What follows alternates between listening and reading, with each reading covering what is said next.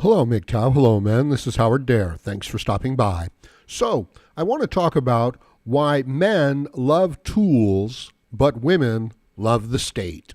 But first, I want to say thank you to everybody who's been stopping by, liking, sharing, commenting, subscribing, even donating. I really appreciate it. And if you haven't already, please go ahead and click on the subscribe button, click on the bell notification symbol, and accept the email notifications.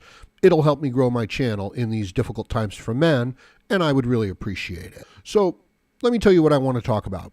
Men like tools. They like tools, and women don't. Now, this is very interesting because it speaks to their basic nature, and it manifests even in babies in the crib.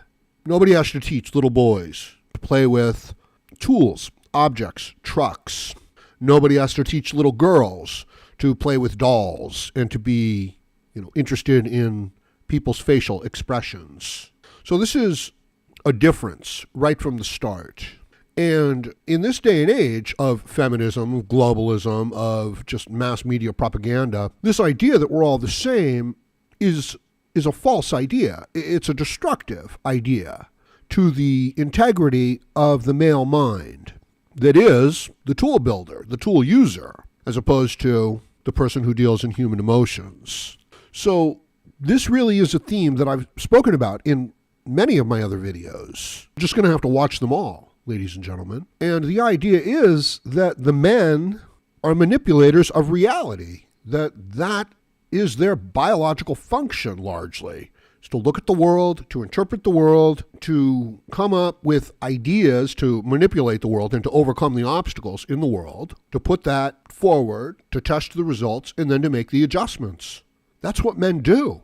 That's why you can look at the world around you and you can see the structures that men build. We don't build the buildings that fall down, we build skyscrapers. This is the process that the men emulate. And you can see this nature reflected, the baby in the crib, not paying attention to people's faces, not paying attention to people's expressions, but rather interested in objects and manipulating objects and how they can use them, recognizing objects of structure and function and gravitating towards those. This is the male instinct to deal with reality. That's our tool, okay? We're not super strong. We're not super fast. We don't evolve very quickly. We take a long time to mature, but we can manipulate tools. We can recognize tools. We can adapt the tools. We can test the tools.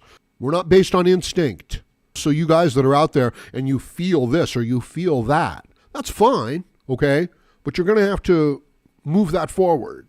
You're going to have to be able to put that under your control. You feel a lot of things, but you control how you behave. That's the sign of discipline and strength and maturity. Now, it's good to feel things strongly, but you can't give yourself over to the feelings, to the emotions.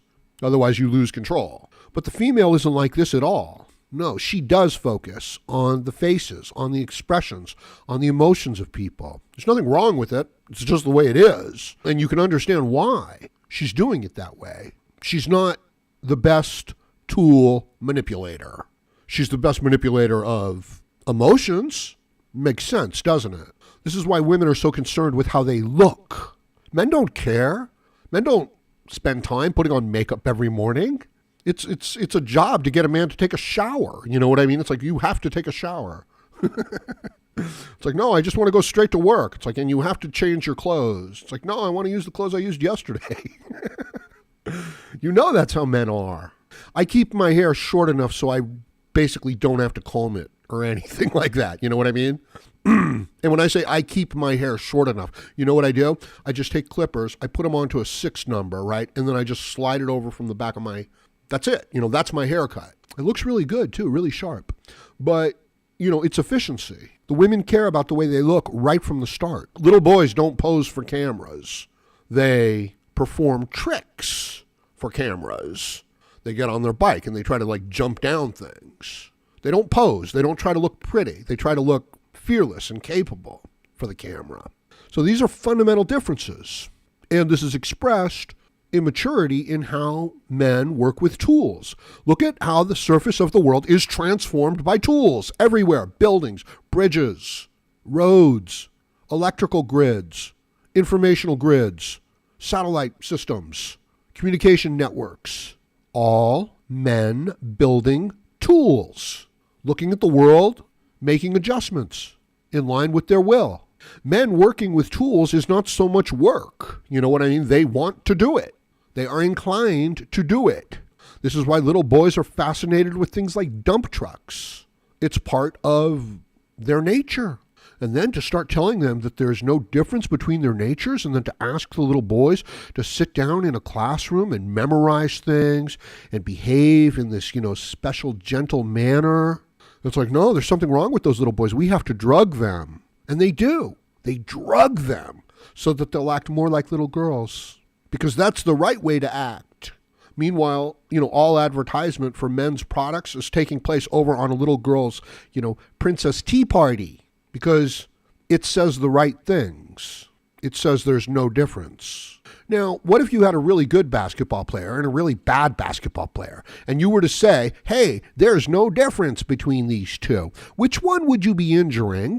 And which one would you be helping? Because the good basketball player, to say that there's no difference between a good basketball player and a bad basketball player, is to insult the good basketball player. And to say that there is no difference between a good basketball player and a bad basketball player is to compliment and to give credit to the bad basketball player where they haven't earned any. So when you say there is no difference between these two people, between the sexes, which one are you hurting and which one are you helping? You think you're fair? You think you're fair-minded? You think you're concerned with justice and equality? That's bullshit. You're not. You're concerned with advantage. And you're not even concerned with long-term advantage, because if you were concerned with long-term advantage, you would promote men to be men and women to be women. No, your little feelings have been hurt. So your little feelings have been hurt in the moment because the women are not equal to the men. There are things that the men can do by nature that women don't want to do. Men want to take risks. They want to. They enjoy it. Growing up, there was nothing I enjoyed more than getting on my bike and doing something ridiculously crazy. Right from the start, from the time I was a 5-year-old little boy, that's what I wanted to do. That's what I did, right? Not that I wanted to do it. I did that. Nothing could stop me. There were no little girls doing that. There were other little boys doing that. And as I got older, it advanced. So is there no difference? And when you say there's no difference, whose performance, standard are you using as what's good? If there's no difference, then why aren't the little girls on the bicycles, going over jumps, flying over, chasms? Why not? They're not. So when you say they're equal, to which standard are you trying to bring things? So this use of tools and the way it transforms the world and the surface of the world and the way we interact with the world is male nature. This expression, I really can't tell you what aspects of it are female nature. Perhaps the institutions like hospitals, insurance, welfare, human services, perhaps these things, these institutions are expressions of female nature. And these are good things too, but they can go too far. Especially this female protective nature, hey, the man is saying something that doesn't agree with us, our ideology, in that we're all equal, we're all the same. And I've covered, what that means, who you're hurting, who you're helping, and how obviously it is incorrect. And yet we persist. And yet when the young man steps forward and says, hey, I was listening to a Howard Dare video, and he says da-da-da-da-da, he's going to get, he's in a lot of trouble. Reference back to the little boy, in the classroom who said that he voted for Trump in the mock election and his mother threw him out, right? And the mother's just acting like, ha, ha, ha, that'll teach you to vote for Trump.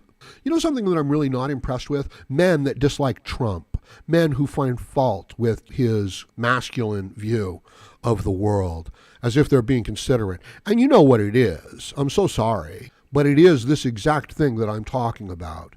It is this propaganda, brainwashing, conditioning, punishing of the young men to say that they are the same as women. And then whenever they encounter masculine behavior, like a man says, no, I make the most money here. I've built the most things. I am the most effective leader. And I will now win the presidency, and then I will enact my ideas, and whatever you say, whatever character assassinations you attempt, they'll be like water off my back, and I'll just go about doing my job, right? Because it's the nature of transforming reality, dealing with the tools, building the things. That's what men do. So you can slander and say all this stuff that you want from a female point of view, but a really effective man is just going to continue to do his job, right? So, and that's really, over time, it's like, what else do you want, right? Do you want somebody who's making pleasant excuses and failing day after day? Or do you want somebody who might not have the greatest personality that you get along with, but they get the job done, they're effective, and they're true to themselves, they're their own independent person. What do you want? And it's largely about your character. You know what I mean? Like, do you want a sycophant that's going to agree with you on everything? You don't understand the nature of man and freedom itself.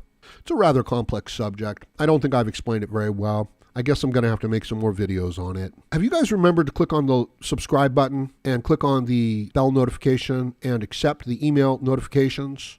That'll help me grow my channel. It's important. I don't recognize their authority. Okay, so let me know what you think about this in the comments section below. Please like, share, comment, subscribe, donate, and join me again, Howard Dare, as I plan to have more content for you. Thank you, MGTOW.